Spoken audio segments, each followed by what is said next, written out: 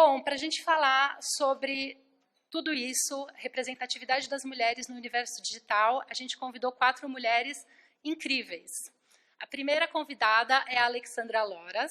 Ela é mestranda em gestão de ciências de mestranda em gestão de mídias pela Sciences Po, que é o Instituto de Estudos Políticos de Paris. Ativista, palestrante em raça, gênero e diversidade, ela também é colunista do site de Cláudia. Alexandra, por favor.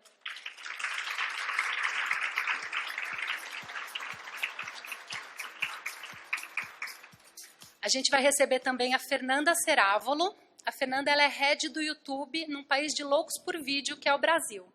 Antes do YouTube, ela formou e liderou por 6 anos o Zoo, que era a área de criação do Google para Brasil, México e Argentina. Fernanda?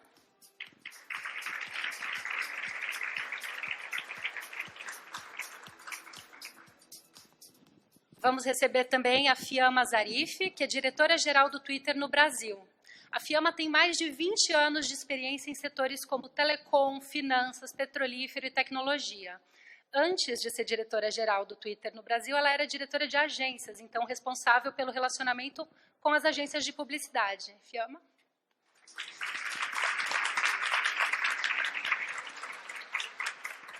E, por fim, vamos receber a Stephanie Ribeiro. Ela é arquiteta e urbanista e ativista feminista negra.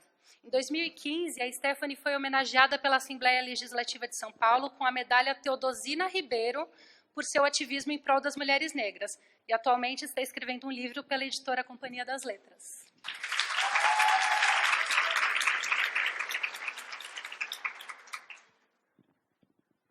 Bom dia, obrigada pela presença de todas. Vamos começar.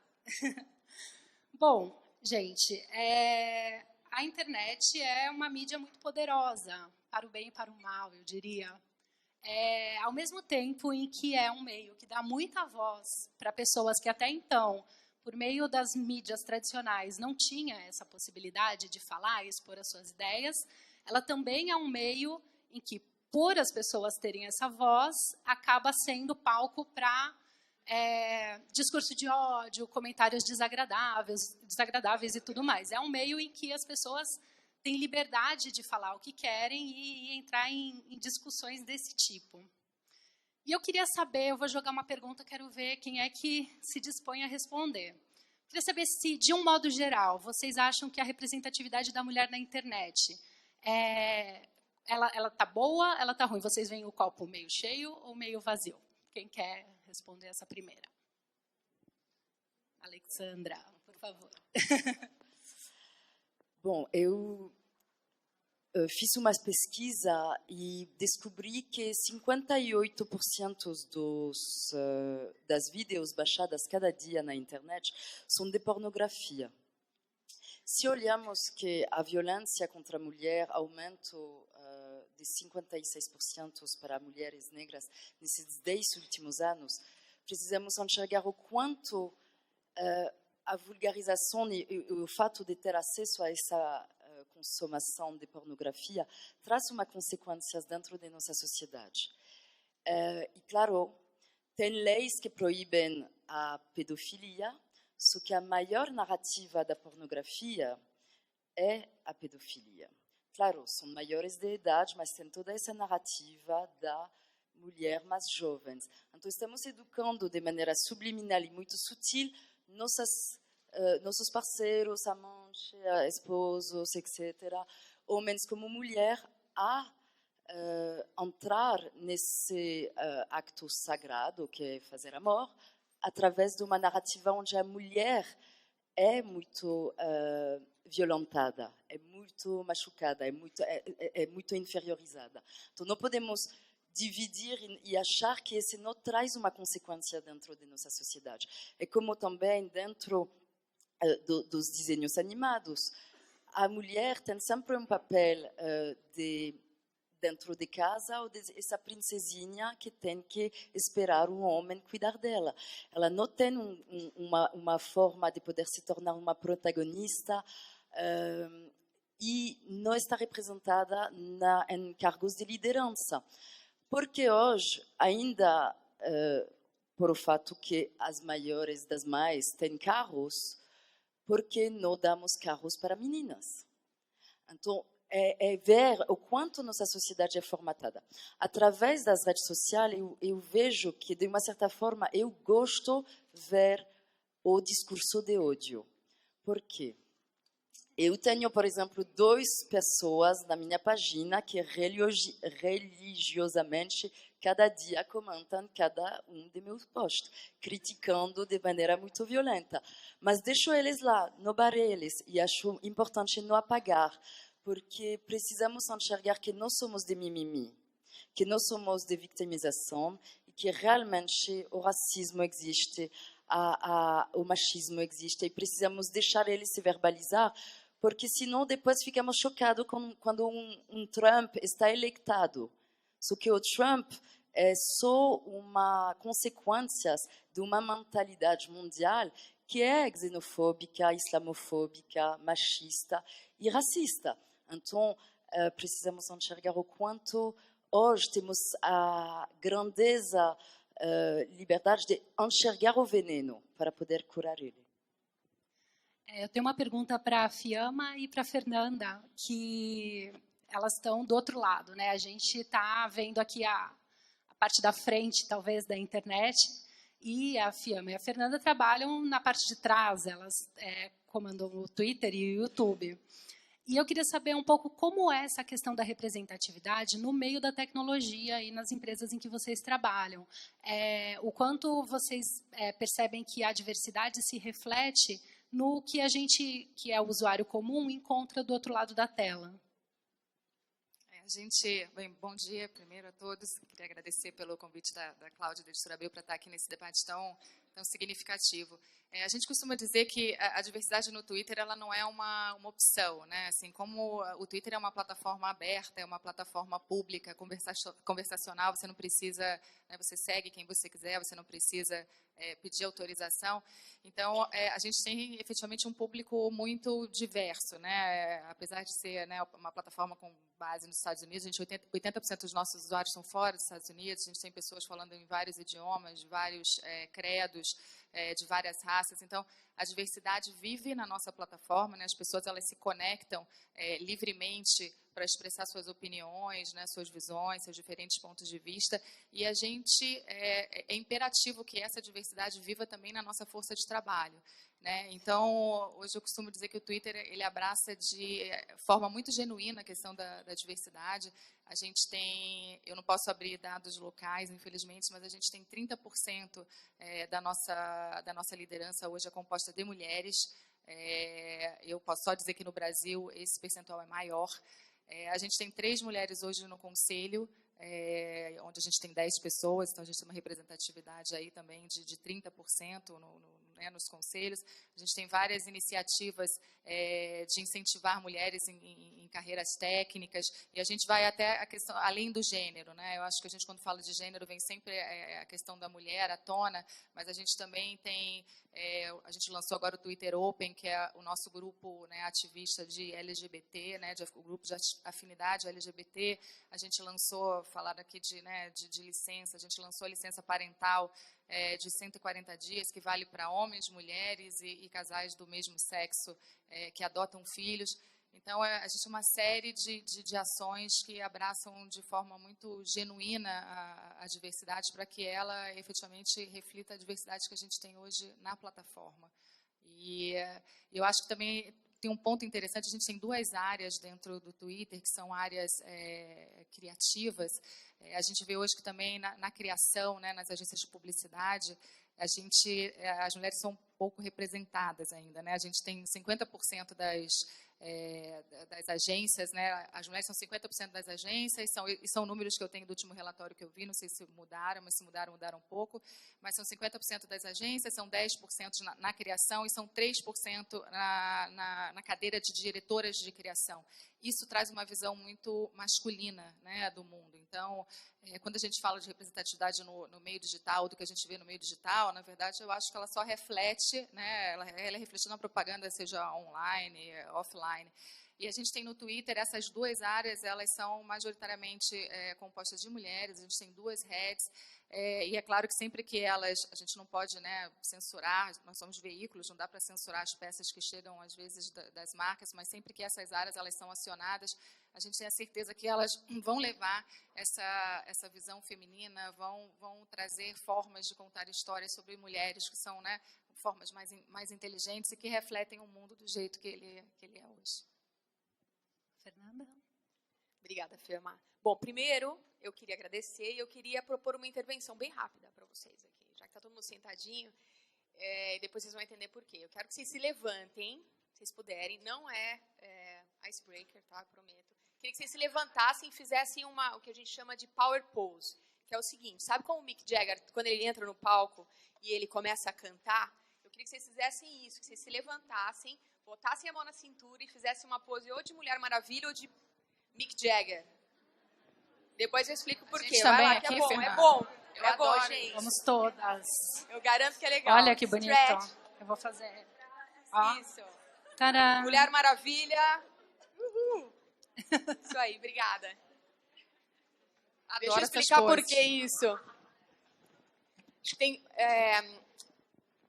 toda vez que a gente projeta poder, a gente se sente mais empoderado.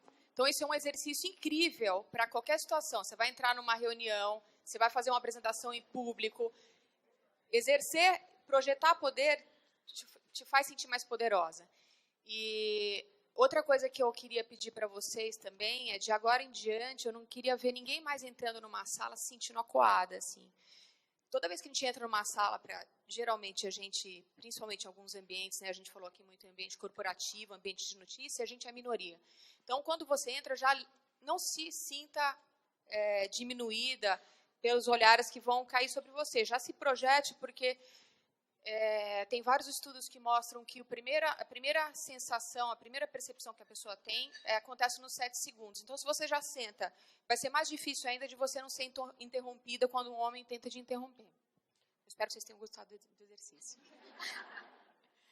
Fiamma, obrigada pelo que você falou. Eu acho que no Google, no YouTube, de forma geral, é parecido. Então, respondendo à pergunta da Lígia, não, as mulheres não são bem representadas. Eu acho que existe uma questão muito séria de diversidade ainda nas redes sociais, na mídia.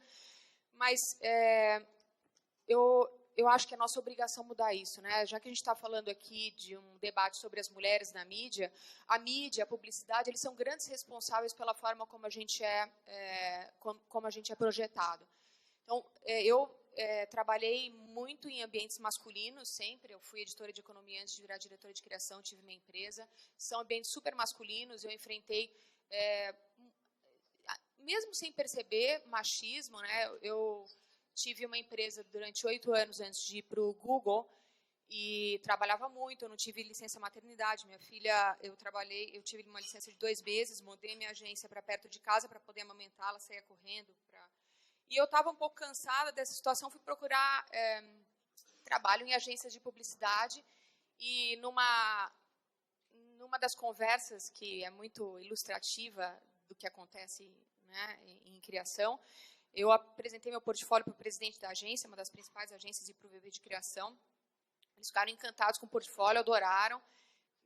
A conversa se estendeu por quase 1 hora e, no final, eles perguntaram, e tua vida pessoal? E a primeira coisa que eu falei foi, eu tenho uma filha de 11 meses. Nesse momento, eles simplesmente viraram a cara e se desinteressaram. Falaram, obrigada, tudo bem, foi uma ótima entrevista. Então, assim, eu sinto, o que a gente vê hoje, eu acho que tem questões que são muito sérias. A gente fala de racismo, de discurso de ódio, haters. É fácil para a gente que é mais madura hoje, tem mais tempo de profissão, lidar com isso. Mas para a molecada que está entrando, por exemplo, a maioria dos youtubers, eles são jovens. Como você vai lidar com uma situação de ódio? Então, acho que é a responsabilidade da plataforma também, e da gente como pessoas experientes no mundo da mídia, de tentar reverter essa situação. Né? Então, a gente tem programas, acho que é muito parecido com o Twitter, longe da gente ter, nós não temos, existe um esforço muito grande dentro do Google para colocar mulheres em cargos de liderança. Quando você entra nos entry levels, né, que a gente chama são quando as pessoas entram, a gente tem uma igualdade, né? 50% homem, 50% mulher. Conforme você vai chegando no topo, esses dados são abertos, se vocês quiserem ver e procurarem dados de diversidade do Google, vocês vão ver que o número é muito menor. Principalmente se tratando de uma empresa de tecnologia, e é endêmico isso, é crônico, porque não tem meninas fazendo engenharia hoje. Então, não adianta a gente tentar combater só o topo da cadeia, a gente tem que entrar na base. Então, tem vários programas hoje do Google que estimulam a entrada, o desenvolvimento de garotas coders. Então, você vê muito mais. Assim, o que a gente vê hoje dentro da empresa, e eu acho que as empresas de tecnologia elas ainda têm uma postura mais agressiva e mais até de necessidade de mudança do que outras empresas e de outros mercados. Porque sem diversidade a gente não tem inovação, não tem criatividade. A empresa morre. É simples assim. Tem até indicadores hoje, um indicador que foi criado pela Reuters sobre diversidade. Isso tem impacto em valor de bolsa, no valor de cotação da empresa na bolsa. Então, assim, é sério. O tema é muito sério. A gente tem que tratar isso com a seriedade que ele demanda. A gente viu aqui a imagem da australiana, da youtuber australiana. Isso, assim, é uma coisa que acontece diariamente. Acho que hoje, as nossas crianças, os jovens, eles vão ser mais preparados para esse tipo de coisa, mas teve muito suicídio já em relação a questões de estímulo de ódio ou de superexposição, porque as crianças não estão adaptadas. E eu imagino que isso vai melhorar, porque a gente não estava acostumado com isso e agora está começando a se acostumar. Mas o que significa se acostumar, né? Então, eu não consigo ver uma diferença entre o trabalho e o que eu exerço em casa. Eu tenho uma filha de 7 anos também. E, para mim, a questão de estimular a diversidade de todas as formas, ela é diária, é uma questão de ativismo mesmo. Porque se a gente não começar, se a gente não fizer isso, a gente só vai criticar e vai se colocar numa posição de vítima, que é a pior posição que a gente quer estar. Né? Posso só complementar? Primeiro, adorei o exercício, tá? Eu fiz um treinamento de liderança em São Francisco pelo Twitter, e nós fizemos esse exercício, e fui só, né, antes de você entrar numa palestra, antes de você entrar numa reunião, faz que o fluxo, né, sanguíneo ajuda a você entrar mais empoderada. Mas só em relação à questão da segurança, tá? E aí existe um esforço conjunto, né, de todos os players digitais, e a gente até lançou há 2 semanas atrás uma série de features para que a gente possa oferecer uma experiência cada vez mais segura dentro do Twitter. E eu tenho certeza, né, que Google, Face estão todos na mesma direção. Mas features para a gente coibir que perfis de contas, né, que tenham cometido algum tipo de abuso, elas sejam criadas novamente. A possibilidade de você silenciar hashtags, silenciar usuários, silenciar expressões, né, tweets sensíveis, fazer um safe search, que na busca você que não apareçam esses termos, se essas contas foram bloqueadas.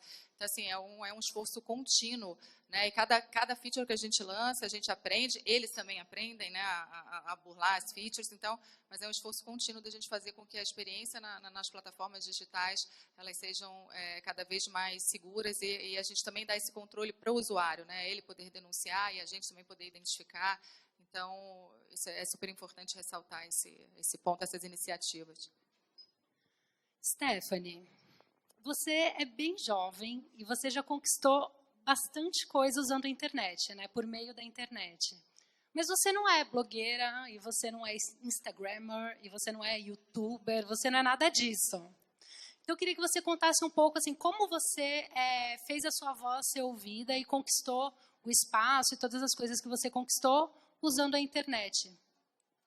Oi, bom dia. Então, eu entrei na faculdade, eu tinha 18 anos, e eu entrei num curso, Arquitetura e Urbanismo, que é um curso que a gente tende a pensar que é um curso super aberto e amplo, e eu fui impactada quando eu era a única aluna negra do meu curso. E quando eu queria trazer discursos que pautavam tanto a questão de gênero quanto a questão de raça, eu não encontrava um lugar naquele espaço. Eu fiz PUC Campinas, então não existiam coletivos de mulheres arquitetas, não existiam coletivos de negros, não existiam.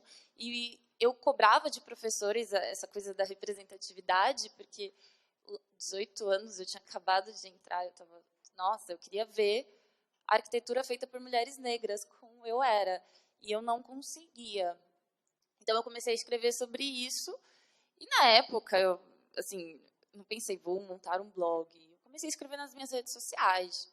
Ai, nossa, eu acho isso tão absurdo. Aconteceu tal coisa na aula. E o que eu não imaginava, porque, na verdade, eu estava falando de coisas banais do meu dia a dia, era como as pessoas iriam me tratar depois que eu começasse a falar. E as pessoas, elas começaram a me tratar com muita hostilidade, mas não é hostilidade do tipo, eu não gosto de você. É hostilidade do tipo, vou pichar o seu armário e pichavam o meu armário. Você merece apanhar, então eu tinha medo de voltar sozinha da faculdade. Eram várias mensagens que eu recebia muitas, as pessoas criavam fakes e me xingavam de coisas absurdas, me chamavam de coisas racistas, você é uma macaca feia, você tem que voltar para a África, ninguém gosta de você nesse espaço. E eu nunca tinha parado para pensar que, da forma como a sociedade está colocada, onde a gente não naturaliza mulheres falando sobre o que elas pensam, negros falando sobre o que eles pensam, essa coisa da diversidade, na verdade, é que a gente está... Não é que nós não existimos, mas a gente está tentando quebrar uma hegemonia de homens brancos nos espaços de poder. E como as pessoas estão acostumadas a entender que opinião só é dada por homens brancos. Quando eu me vi uma mulher negra e tudo que significava eu falar algo, e eram coisas realmente muito banais, eu tinha 18 anos, eu fiquei chocada. E foi quando eu entendi que não era a hora de eu ficar calada, assim, eu acho que não era recuar. E isso significa desde, sim, eu preciso de uma advogada, logo com 18 anos, eu preciso de uma advogada para que ela faça a minha assessoria, para que ela me explique o que eu posso fazer. Então eu fiz boletim, isso tudo por conta de posts do Facebook.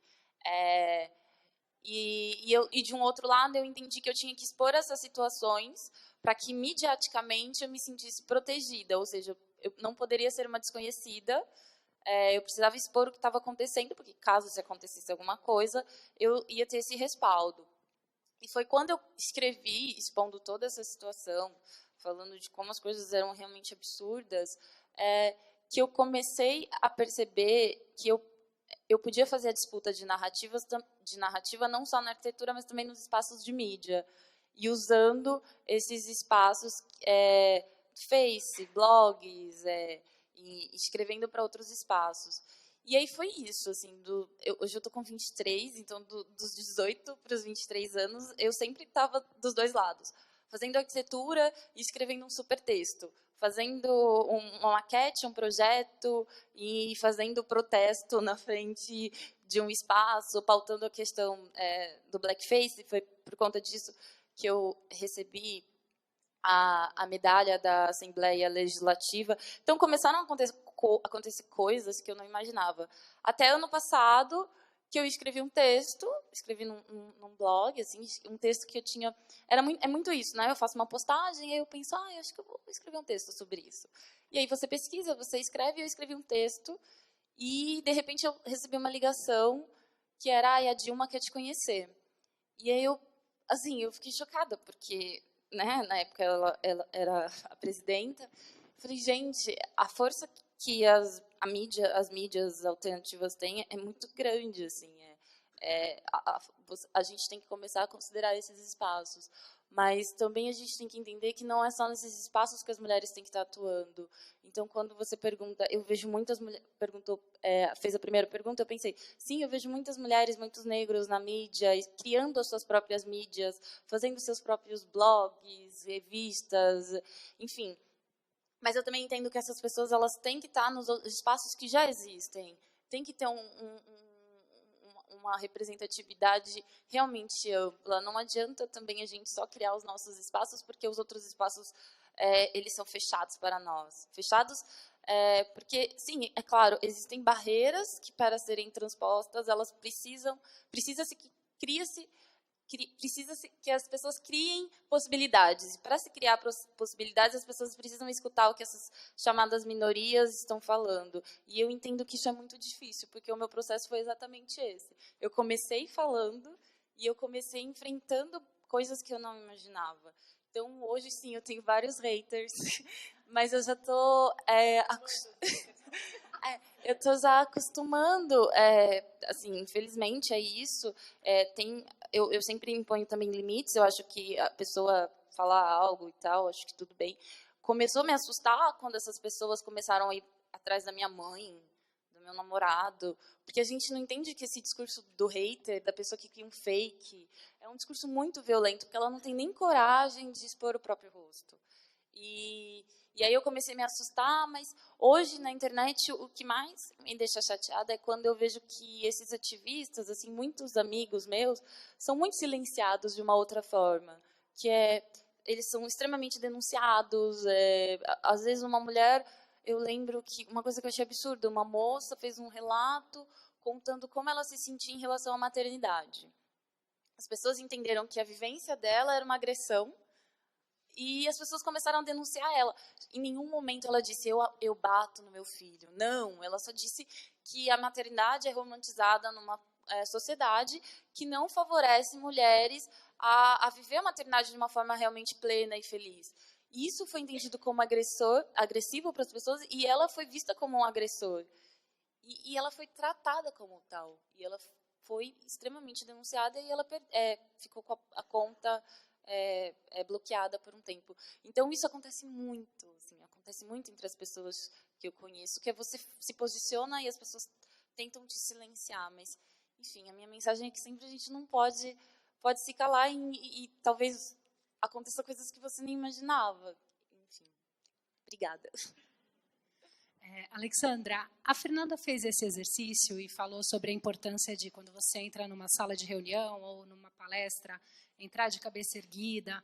E eu fiquei aqui pensando, como é que a gente transporta isso para o digital? Como é que a gente se manifesta nas redes, pode entrar ocupando espaço de cabeça erguida para conquistar essa voz e esse espaço nas redes? Interessante pergunta. Eu, venho de uma família bem humilde, bem disfuncional, da periferia de Paris, onde meu pai acabou sendo morador de rua e minha mãe tive 5 filhos com 4 pais diferentes. E, nasci num ambiente onde sofri muito racismo, muito assédio, muito, assim, uma vida bem complexa. Só que ninguém se dava conta, menos eu. Porque nem minha família se dava conta, nem as pessoas na minha sala se davam conta. Agora, a mídia e a mídia digital me permite dividir todo esse ódio, tudo o que está acontecendo em nosso dia a dia de maneira clara. Agora, se empoderar e se colocar com atitude, com autoestima. Eu tento, na minha linha editorial, ângulo editorial da minha página, incentivar a autoestima do negro, das negras. Então, colocando personalidades que não aparecem nos livros didáticos, como o inventor da geladeira, do marca-passo, da antena parabólica, do celular, que são todos negros, mostrando a beleza negra, mostrando a dignidade, o respeito da negritude e assim, com uma linhagem e um espectro que pode incentivar os negros, mas também os brancos nos enxergar de outra forma. Para mim, e gostaria de dar uma dica para vocês sobre a dona do lugar, é entender o quanto eu caminhei muitas vezes na minha vida com o síndrome do impostor, de conquistar espaços como estudar na Sciences Po, fiz um mestrado numa escola de ciências políticas em Paris, que é uma das melhores do mundo, e tinha essa voz que me falava, Alexandra, puxa, você não pode entrar nesses espaços. E eu tentei, porque eu fiz muito desenvolvimento pessoal, e sabendo que o pior que podia acontecer é ficar fora dessa escola. Só tentei, fui aceitada, e lá me di conta o quanto a sociedade tinha me marcado ao ferro de que eu, como mulher, eu, como negra, não podia entrar nesses espaços. E virei a melhor de minha turma. E não estou falando isso para dizer, virá melhor de minha turma. É mesmo enxergando o quanto mulheres temos um potencial, talento, saímos mais diplomadas que os homens das universidades e ainda no Brasil somos só 6% dos boards executivos. Então, o que está acontecendo no elevador do sucesso, das responsabilidades, realmente tem um problema. Se saímos mais diplomadas, porque não estamos nesses cargos de liderança. E acredito muito que o mundo vai mudar através de ter 52% de mulheres em todo. Na política, no Congresso, nos boards executivos, e vemos que as empresas que reequilibraram a presença de mulheres e a presença de diversidade étnico-racial aumentaram de 35% seus negócios. Então, não é uma brincadeira. É claro que se um homem branco que estudou na FGV vai visceralmente e naturalmente escolher outro homem branco que estudou na mesma escola dele, é normal, é natural, e são os estereotipos, a construção da zona de conforto na qual estamos. Só que se uma empresa tem só homens brancos de uma certa elite, eles não vão conseguir falar e vender e desenvolver propaganda e campanhas que falam com o verdadeiro público brasileiro. Então, claro que precisamos melhorar isso. E gostaria de deixar vocês com uma pequena dinâmica para enxergar o quanto o problema é grave sobre representatividade.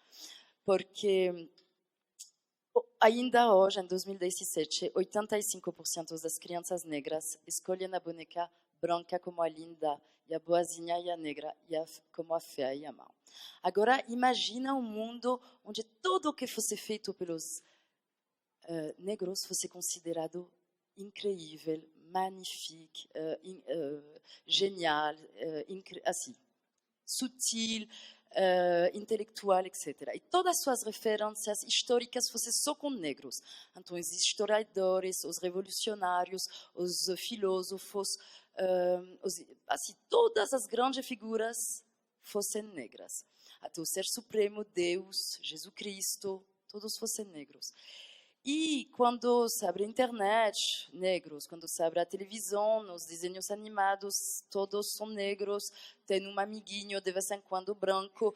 E 100% das rainhas e dos reis são negros. As princesas todas ebenas. E quando se abre a novela, a mulher branca é sempre representada como a faxineira. E o homem branco como o criminoso. Como seria essa sociedade? Não seria cruel, chocante, inaceitável? Pois é, ainda em 2017 é nossa realidade sendo nascido negros. Nascemos numa narrativa eurocêntrica, onde claro que o branco de hoje não é responsável por o que aconteceu ontem com a escravidão.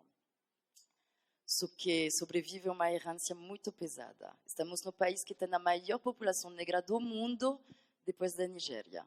Temos só 4% de negros na televisão brasileira. Uma delas está aqui, a Thaís Araújo, que admiro muito. E vejo o quanto o racismo é institucional, o racismo não é velado.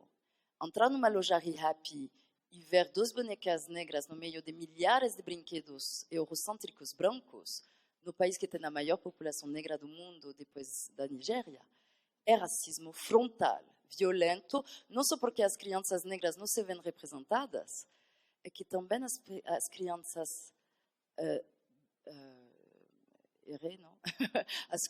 as crianças negras não se veem representadas, é que também as crianças brancas não têm 54% de seus brinquedos negros, os Playmobiles, os Legos, os super-heróis, para aprender a mexer conosco. E não nos ver só no papel servicial da faxineira, da babá ou do criminoso. Já posso comentar?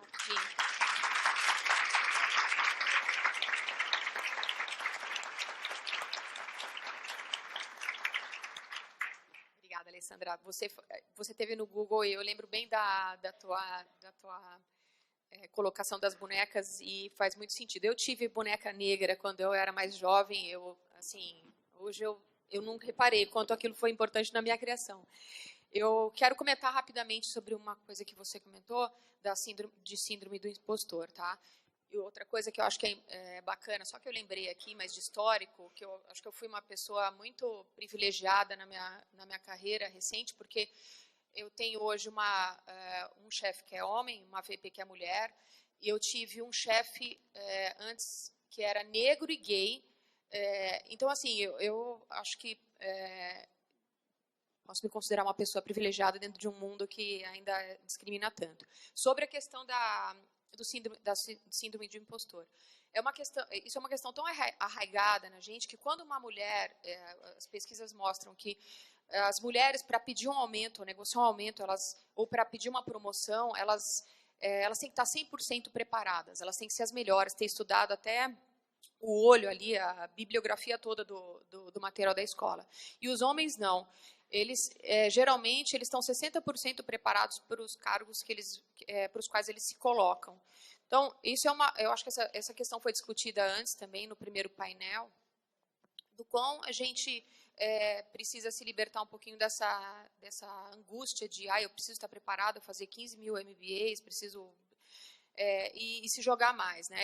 Uma das líderes do Google há um tempo, ela veio para o Brasil, a gente sempre faz essas rodas para trazer as mulheres para debater. Ela comentou, quando ela foi debater com a gente, eu gostaria que mais mulheres batessem na minha porta para negociar aumento, para negociar promoção e tudo mais. Mas a maioria das vezes são os homens que são mais ousados e batem na minha porta. Então lá fui eu, 4 meses depois, já que ela deu a dica, estava me sentindo injustiçada, peguei minha malinha e fui para Nova York e bati na porta de 4 pessoas. Falei, gente, seguinte, não dá, o que eu tenho que fazer? Né, você tem que conseguir, eu estava trabalhando com o Brasil, você não tem escopo de trabalho, você precisa conseguir a América Latina para ser promovido. Eu falei, então me dá América, o que eu tenho que fazer para conseguir a América Latina? Me dá, então quanto tempo vai me levar? Então, assim, eu acho que essas coisas, elas no começo, elas são doloridas, dá muito trabalho, você sai a energia super esgotada, mas olha, né, a Stephanie contou a história dela, depois de um tempo, é quase como se fosse um músculo que você vai treinando, levando porrada, e começa a ser natural. Então, acho que é bom esse exercício. E eu sempre penso, assim, quando a gente fala mulheres, as pessoas entendem muito no sentido de quantidade, mas, na verdade, eu sempre entendo mulheres no sentido da diferença, né? Tem diferença entre ser uma mulher negra e não ser uma mulher negra nessa sociedade. E, às vezes, as pessoas acham que eu tenho que, naturalmente, me sentir representada vendo qualquer mulher, né? Então, não se tem um cuidado de entender por que as mulheres negras precisam tanto ver as mulheres negras. Eu lembro quando eu era muito jovem e eu tinha sérios problemas com o meu cabelo, assim. Mas não eram só problemas que eram meus, eram problemas que as pessoas diziam que eram meus. Então, eu ia para a escola e, às vezes, eu chorava no banheiro, não querendo sair, porque a minha mãe tinha me obrigado a ir com o cabelo solto. Assim, imagina qual que é o processo de autoestima que você tem quando todo mundo te chama de a garota mais feia da sala, você é horrível, seu cabelo é horrível, seu rosto é horrível. Eu escutei várias vezes de garotos, seu rosto é horrível. E como você vai introjetando isso vai, ao longo da sua vida, te impactando. Hoje eu vejo mulheres negras que têm 20, 40, 60 anos e que, para elas, essa questão da autoestima é sempre uma questão. É sempre um ponto de fraqueza e um ponto em que elas não tocam. Sabe, um ponto que a gente nem sempre fala. Como eu me sinto? Será que eu me sinto bem realmente? Então, por exemplo, toda essa virada que teve das mulheres negras no YouTuber, pautando a questão estética e a questão dos cabelos cacheados e crespos, muita gente falou, não, mas isso é muito superficial, porque isso é muito absurdo, isso não é uma pauta militante. Eu escuto isso várias vezes, mas imagina você crescer num mundo em que você não conseguia ir numa farmácia comprar um produto para o seu cabelo. Né? Você tinha que trazer de outros lugares, porque o seu tipo de cabelo, a gente não vende para o seu tipo, mas tem um aqui que ajuda ele a ficar mais baixo, sem volume. Você não quer experimentar? Era sempre a mesma coisa.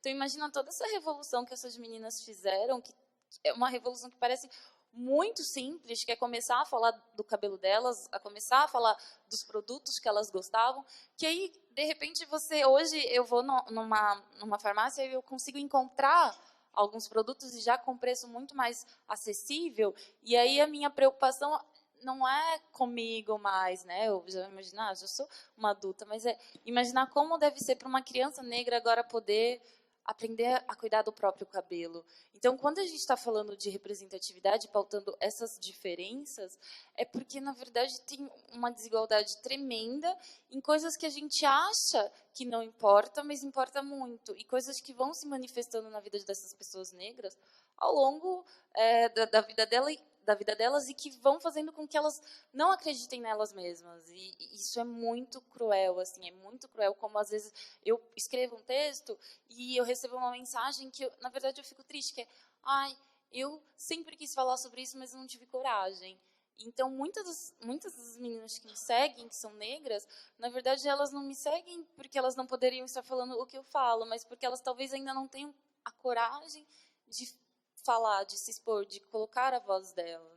Isso eu realmente acho que é muito triste, a gente entender toda essa realidade do Brasil, entender o lugar da mulher negra numa sociedade onde negros, mesmo com a mesma capacidade de uma pessoa branca, ganham 80% menos. Imagina, então, uma mulher negra onde envolve tanto gênero quanto raça. Qual é o lugar da mulher negra nessa sociedade? Só para complementar, é rápido, mas em cima da questão racial, porque na semana passada, eu não sei se viralizou na semana passada, mas eu recebi na semana passada um vídeo lindo que mostra, uma mãe postou, né, de um menino de 5 anos pedindo para ele cortar o cabelo, para a mãe cortar o cabelo, igual do amigo negro, porque ele queria enganar a professora. Né? Então, eu achei aquilo sensacional, né? A gente não nasce assim, e todos esses estímulos, seja na propaganda, né? Seja nos próprios brinquedos, vão incutindo, né? esse tipo de comportamento, né? Que é tão natural para eles, ou seja, eu vou enganar, eu vou chegar lá e eu vou enganar minha professora porque o meu corte está igual do meu amiguinho negro. Então, realmente, quando a gente fala das redes sociais, do poder que a gente tem de dar voz, né, às pessoas para falarem, para criar referências, adorei o comentário, a gente só sonha com aquilo que a gente vê, né, porque isso é importantíssimo, a gente precisa dar voz e dar espaço para que as pessoas vejam, né, vejam as mulheres, vejam os negros, e que elas façam parte, né, da sociedade. Gostei muito desse vídeo, é lindo. Fiamma, eu tenho uma pergunta para você. A gente, hoje em dia, eu olho nas minhas redes sociais, eu acho tudo tão lindo e diverso. Tem negros, tem mulheres trans, tem homens trans, tem de tudo, assim, nossa, eu tomo contato com tantas coisas interessantes, mas a gente sabe, cada vez mais a gente tem falado sobre isso, sobre essa ilusão, porque a gente acaba criando uma bolha, né, de interesses, quando a gente vai filtrando as coisas na nossa timeline no Facebook, eliminando as coisas que a gente discorda e mantendo as coisas que a gente concorda. E eu queria saber um pouco da sua opinião sobre esse efeito bolha, a quem esse efeito beneficia e como é que a gente se livra disso? Eu vou ter que puxar um pouquinho para o Twitter, né, que acaba que a gente lá não vive numa bolha, a gente até às vezes quando a gente apanha bastante, porque por ser uma rede que é aberta, né, claro, você tem redes com vários perfis, né, redes onde você tem suas conexões pessoais, né, seus amigos, sua família, às vezes quando você apanha lá também, mas o Twitter é uma rede aberta, né, então eu sigo quem eu quero e as pessoas me seguem abertamente. E é uma rede que gera conversas, né, uma rede de interesse, eu entro lá para buscar aquilo que me interessa, coloco as minhas opiniões e imediatamente, em questão de segundos, as pessoas estão colocando as opiniões, pontos de vista, diversidade, o que torna o debate bastante rico, né? Então, eu acho que pela própria natureza da plataforma, e falando do Twitter, a gente acaba não vivendo nessa bolha. Ali, inclusive, a gente acaba vivendo no mundo real, né? No mundo onde todo mundo tem voz e, às vezes, vozes que são, né, não estão de acordo com o que você pensa, com as suas opiniões. Eu acho que isso, desde que haja respeito, né, nessas opiniões e como você coloca elas, eu acho que isso é muito rico. Mas sair da bolha, eu acho que é o que você escolhe seguir, né? Quem você escolhe seguir, é quem você... Eu estava vendo um estudo que, né, você traz mais inovação, você traz mais riqueza até para o seu ambiente de trabalho, quão mais diversa é a sua rede social. Então, eu acho que cabe muito a nós buscar essa diversidade. A gente gosta, é muito confortável o familiar para a gente, né? Então, até no próprio, fora das redes, nosso trato pessoal, com as pessoas que a gente sai, a gente costuma estar com pessoas que pensam como a gente, né? Que não vão gerar muito tipo de debate. Se você levar isto para o seu comportamento nas redes, isso acaba empobrecendo, né, a tua vida. Então, eu acho que você tem que levar esse comportamento também para as redes, de seguir diferentes pessoas que vão falar coisas que você não gosta de ouvir, vão te dar diferentes opiniões, diferentes perspectivas, para que você agregue e se engrandeça, né, como pessoa. Muito bom. Eu acho também que as pessoas confundem muito diferentes opiniões com a naturalização das opiniões opressivas, e que nem são opiniões, né, são reafirmações de opressões. E que eu acho que tem que ter um cuidado também, né, porque nem tudo que as pessoas estão dizendo para você é uma opinião. Elas, às vezes, estão reafirmando um padrão. Então, quando no outro painel falaram que as mulheres falaram, a gente escuta muito dependendo do tom que a gente usa ou da intervenção que eu faço, que eu sou histérica, porque tem toda uma construção da mulher quando se posiciona como histérica. Assim como toda vez que uma mulher negra fala, é muito comum as pessoas falarem, calma, não seja agressiva, eu acho que você está muito agressiva. Porque tem todo o mito da mulher negra como agressiva, e ela é representada mediaticamente sempre como uma mulher forte, agressiva, e enfim. Todas essas representações, elas naturalizam essas opressões, essas construções. E muita gente acha que está dando opinião quando, na verdade, não. Então, também tem que ter toda uma construção do que é uma opinião, do que é divergir, do que é realmente querer agregar e fazer uma crítica construtiva, e do que é a pessoa estar te agredindo e te oprimindo. E ainda eu sinto que as pessoas não conseguem, assim, pelo que eu vejo nas redes, não conseguem ainda diferenciar tanto essas diferenças. Gente, infelizmente o nosso tempo está acabando. Eu queria convidar a plateia, se alguém tiver alguma pergunta ou algum comentário, alguma coisa que queiram falar. A gente tem tempo para uma participação. Alguém? Temos ali.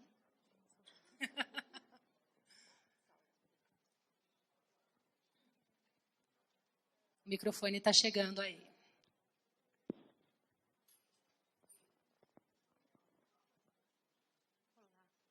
Está ouvindo?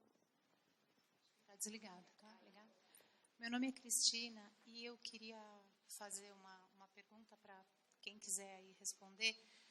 A questão feminina, neste painel, seja online ou seja offline, e também ligando ao anterior, está trazendo aos poucos a diferença entre as mulheres, para que a gente não fique num debate classe média alta, do empoderamento feminino, nos altos cargos, só dos conselhos. Eu acho esse debate importante, pertinente, mas é importante também, quando a gente pensa numa aposentadoria, qual é a faixa de idade que deve se aposentar, ou quando a gente fala sobre a representação numa mídia social, a gente considere o conjunto das mulheres e as minorias entre as mulheres. Você tem a mulher que não foi contemplada com distribuição de renda, você tem as mulheres oprimidas atrás das grandes mulheres poderosas, que tem sempre 2 ou 3 trabalhando para elas em situações bem frágeis em casa.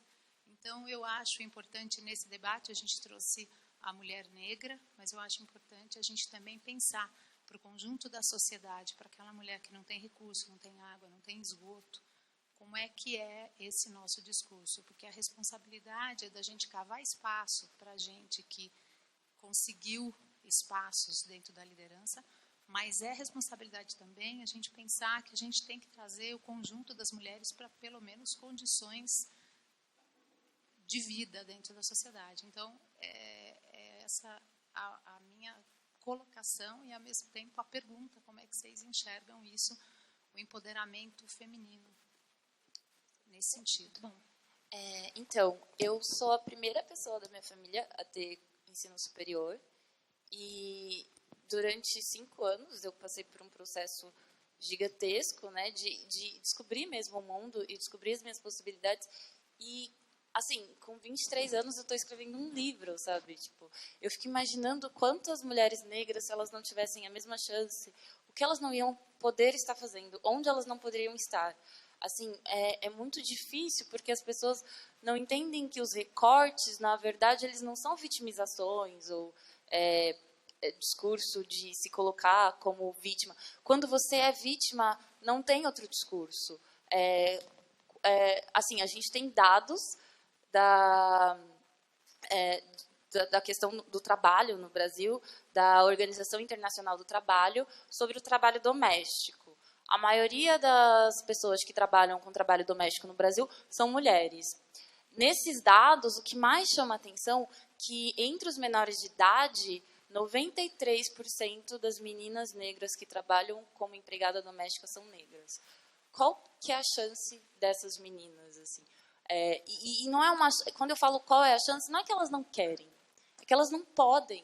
Tipo, elas não têm uma outra opção. A gente precisa entender que quando a gente pauta privilégio, a gente não está dizendo para uma pessoa, olha, sua vida é melhor. Mas talvez a gente esteja dizendo, você tem a opção de, sabe, a opção de escolher. E escolher algo dentro da nossa sociedade é um privilégio. Quando você tem uma vida marcada por mulheres da sua família que só foram empregadas domésticas, você não vai virar e falar, eu quero ser astronauta, sabe? Tipo, você não, inclusive não tem essa possibilidade, porque você pode até querer, mas você não tem essa possibilidade real e estrutural, e não existe um Estado, não existe instituições que vão intervir para que você tenha essa possibilidade, porque ainda é muito difícil falar desses recortes, porque as pessoas têm muita dificuldade de entender que quando não se tem uma sociedade igual, é preciso que esses diferentes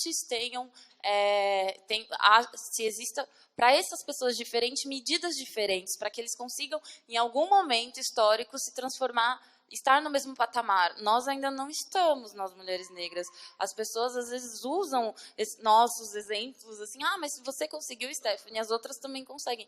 E elas não entendem todo esse processo que para eu conseguir foi uma luta assim absurda. A minha mãe tem 2 filhas, mãe solteira, e assim, era o dia inteiro ela trabalhando e eu só dependia, e era eu e ela. E a única pessoa que me apoiou diretamente foi a minha mãe, porque o que acontecia? As pessoas falavam, Stephanie, ela não está com a cabeça no lugar, ela quer ser arquiteta. Não, ela tem que arrumar um emprego fixo para depois ela fazer uma faculdade. Onde já se viu fazer uma faculdade artística? Ela tem que fazer engenharia dá dinheiro. E a minha mãe, ela enfrentou a família toda para eu poder fazer arquitetura, que era o meu sonho, assim. Então, nem todo mundo tem uma mãe que consegue peitar a família toda, e uma mãe que abra mão da própria vida, porque foi isso que a minha mãe fez, para você ter uma chance. Então, é muito difícil quando a gente simetriza as coisas e coloca tudo no mesmo patamar, porque a gente não entende essa subjetividade de todas essas mulheres que estão num outro nível social e passando por uma outra dificuldade em que elas realmente...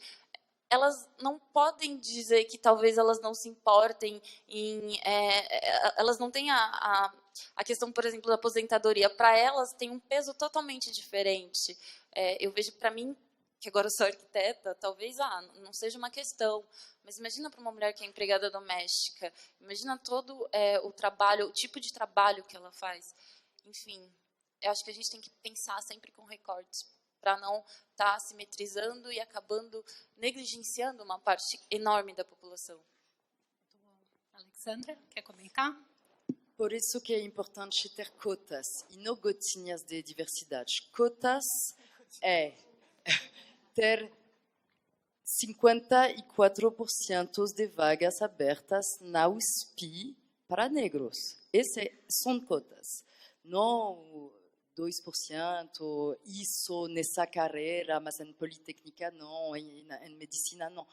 Então, por isso que cotas são muito importantes. Eu gosto de falar para as pessoas que são contra cotas. A verdade, ser contra cotas é ser pró-cotas só para brancos.